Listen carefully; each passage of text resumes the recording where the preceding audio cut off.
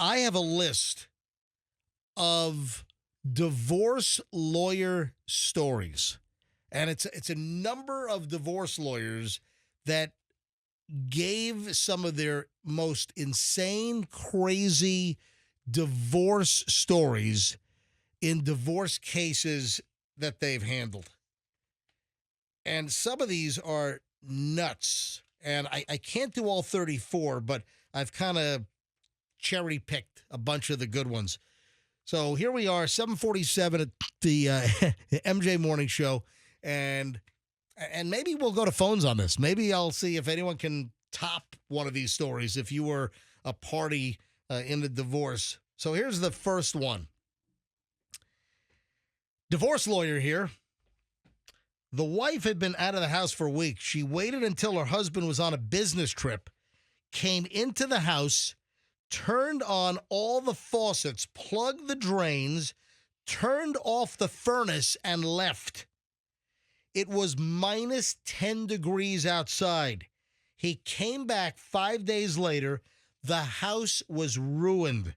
The water froze, cracked the foundation. Oh, wow. Can you imagine that? But isn't that stupid if they're getting a divorce? Unless he gets the house. Would the assets be joint?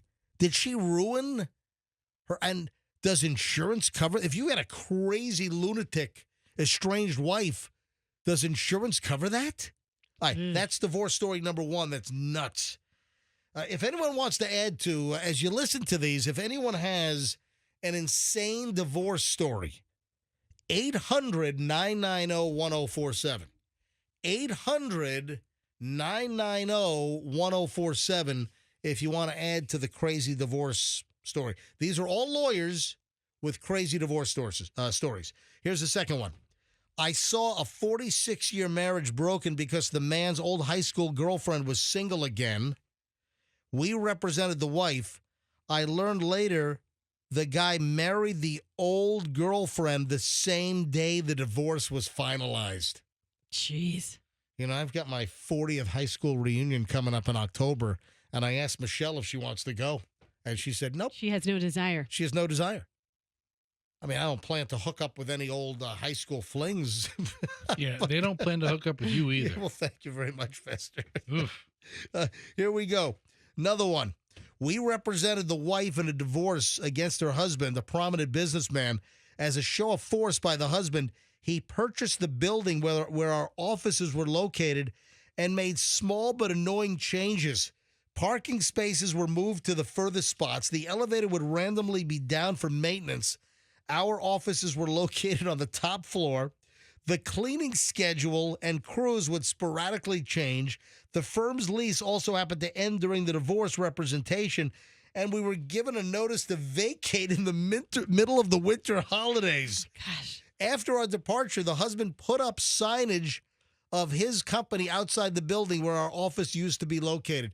The dude bought the office building of the law firm representing the wife in the divorce. What the hell? That's some big money right there. I kind of like some of these revenge plots. Here's another one. Divorce lawyer told me about a case that she was involved in where both clients were so petty that they had to all meet to argue over every scrap they owned. The final object neither would settle on was a ceramic rabbit statue. A generic one from Home Depot or whatever, zero sentimental value, but since it was the final item, neither side wanted to lose the last thing, and they dragged it out over 3 separate meetings. I don't remember who got it, but once they settled it and signed everything, the winning party stuck it on their lawyer's desk as a gift and walked out. I work for a divorce attorney now, but the wildest thing came to my attention when I worked for the prosecuting attorney. This couple was breaking up, and Mr. left the house. Mrs. went to work the next morning as usual. When she returned home in the evening, she found that the Mr. had been at the house and had removed his clothing and belongings as she had expected. She didn't expect that he also had gorilla glued her belongings together. He glued the TV remote to the table, the phone to the cradle, the couch pillows to the couch. He even glued the vacuum cleaner to the carpet. She called the police and reported this as property damage. That would be property Yeah, damage. the cops went through her house, documenting dozens of items glued to various things, but for days, she discovered random things, and she would call to amend and update the police report every time she found something else glued. Now, I wonder if that happened in 2021 and was inspired by Gorilla Glue Girl, Tessica Brown. Yeah, Let's Maybe not that's where we forget got the idea. Tessica. that's Yeah. right. Gorilla hair. Instead of, she didn't have the hair gel and she used Gorilla Glue or Yeah. something. Talk about the song of summer a Yeah. couple years ago. Oh, that's yeah, right. exactly. Here's the next one. When I temped, so a temporary in a law office, one couple spent $18,000 in legal fees fighting over a $120 microwave oven that they had gotten as a wedding present. Sure, they could have gotten a new one at Target, but it's the principle of it. My mother gave it to us, but she gave it to both of us. A microwave, $120 microwave oven, and you're spending 18 grand in legal fees. Man, I don't think I care about anything in my house that much. My God. How about a failed exorcism? In a divorce? The client had an inner ear condition that caused chronic vertigo, but symptoms could be treated with medication.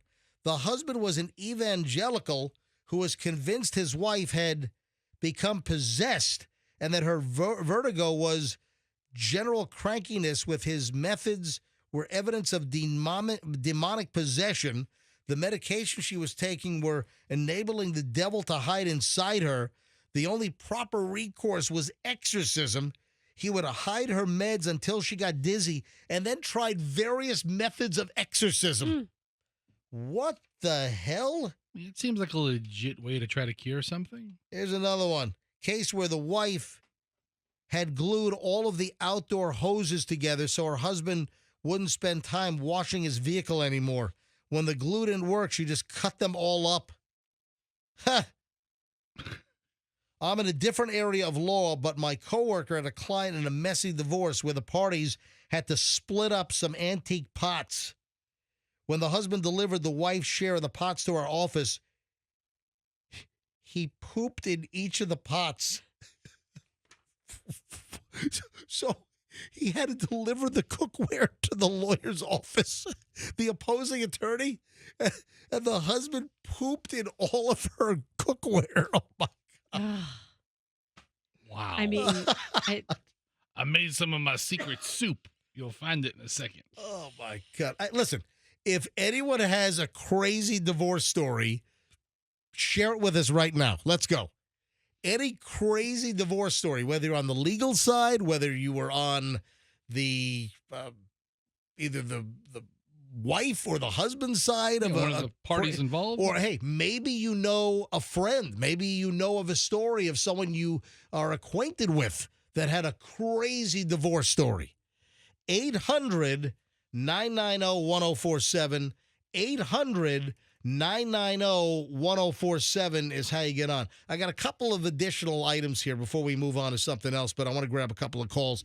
James in Wesley Chapel. Hi, James. You're on the MJ Morning Show. Hi. Hey, guys. So this is pre-divorce. This is right before they got divorced. Yep. My brother, unfortunately, was fooling around. My ex-sister-in-law kicked him out. She was afraid he was going to retaliate. She called me and my wife to stay with her. This is in Rockland County, New York. So we did, and I kept assuring my brother. What part of Rockland? This was near Nanuet. Yeah. So did you ever hear that I lived in Congers. My kids were born in West Nyack. So, Yeah. West Nyack, the Nyack Hospital. Yeah. Yeah, I went there for penicillin. I blew up like a balloon when I was 4 years old. After Oh, man. I took some penicillin. I ended up in the ER at the Nyack Hospital. Yep. Oh, man. And they always ask you the question, you're allergic to anything? And I'm always saying no. I'm afraid that, new drugs and I'll blow up too. So we did stay with her that night, and the next morning, and then we found out that she had forged one of my brother's business checks to, assure that she gets some money from him. But, of course, that's forgery. So he told her, come to the bank, we'll settle it, blah, blah, blah. But that was a ruse, apparently we found out later. So we accompanied her to the bank, and my brother's like, I need my other checkbook. He asked me, and it was like 10 minutes from the house, can you go back and get it? I go back and get it. It starts pouring rain. I come back and I see my wife and my ex-sister-in-law standing outside. Like, what the heck is going on? Right. Found out later that he lied to her. He wasn't going to give her money. And she apparently, if you look at this woman, she's like my wife, very petite. Somehow, and they say, the adrenaline runs through you. You can pick up a car. Apparently, she picked up this huge boulder. I saw the boulder later. Picked up this huge boulder and slammed it on his Lexus. Oh my God! Whoa! Wow! And I'm like, and I saw the boulder. I'm like, she picked that up? Are you kidding me? I could probably, yeah. So was it like David Banner, Incredible Hulk, like super strength? Yeah, I almost wish I would have seen it for myself, but my wife saw it. Yeah, she just ran outside. Once he lied to her, she ran out of the bank, grabbed this huge boulder, and slammed it on his Lexus. Did it end up through the windshield or on the hood? Where did she throw the boulder? On the hood. So it definitely damaged the engine. Yeah. Oh man, just dented the whole thing in. Whole thing in. I mean, how much would you guess the boulder weighed? Man, it's got to be like 300 pounds. Well, wait a second. 300 pounds of dead weight? Hold on a minute. How tall was this woman? She was, my wife is 5'2", so she was probably about 5'2", 5'3". I know they were probably the same height, but she was skinny. And how much, like 5'2" and 110 pounds or something? Maybe a little more than that. Yeah, maybe 130. But how could she pick up a 300-pound boulder and throw it on the hubby's Lexus? You used to hear those stories about, mothers trying to protect their kids. They can lift a car with adrenaline. Yeah.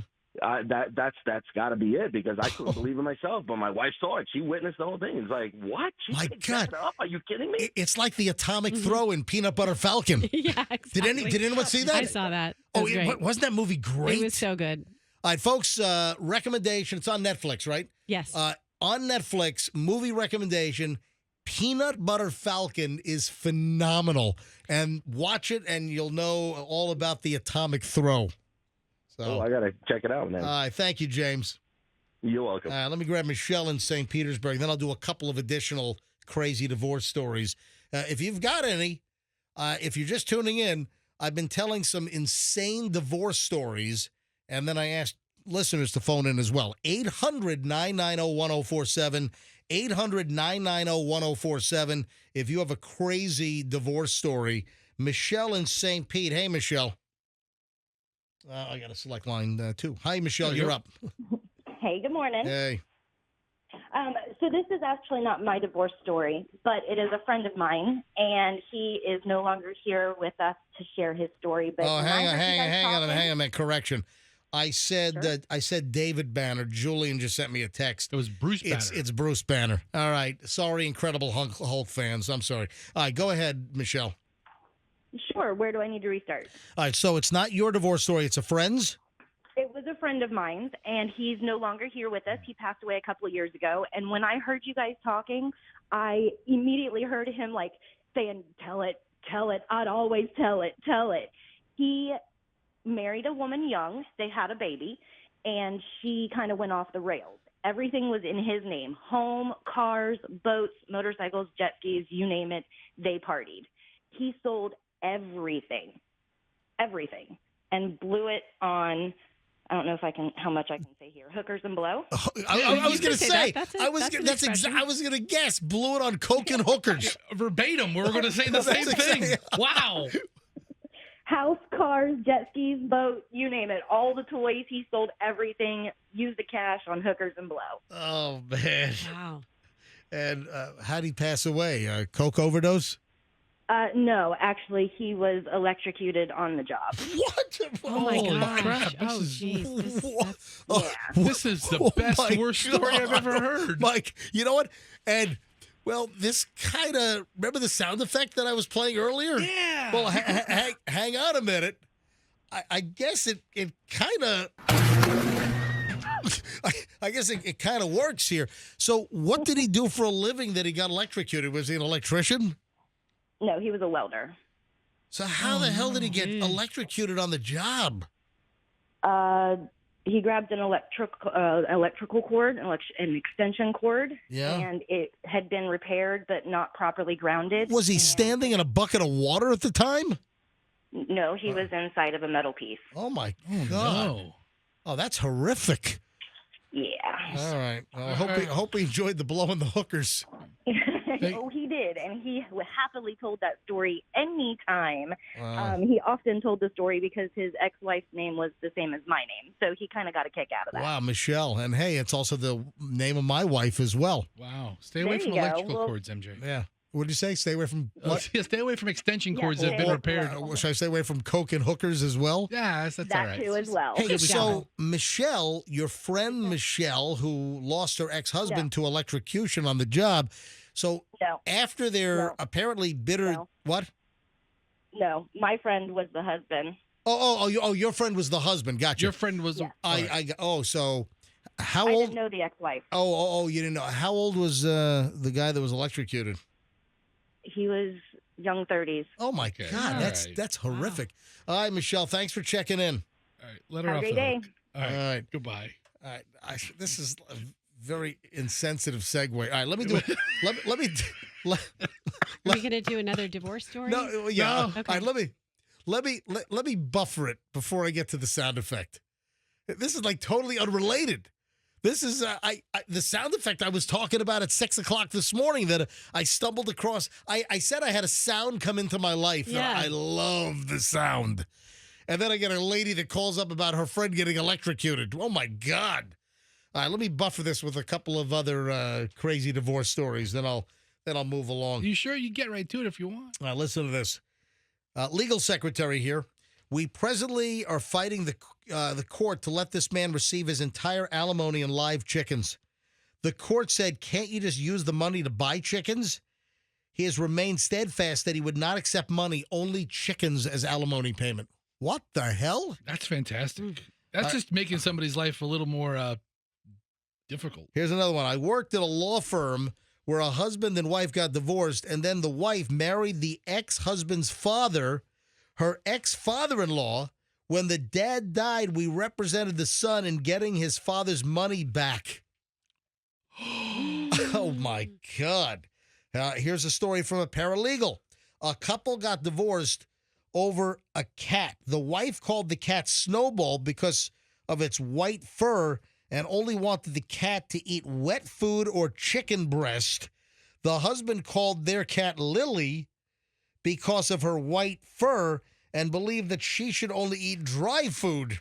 The two argued for a year over custody of the cat, but didn't care about their human kids aged 15, 4 years old, and 6 years old.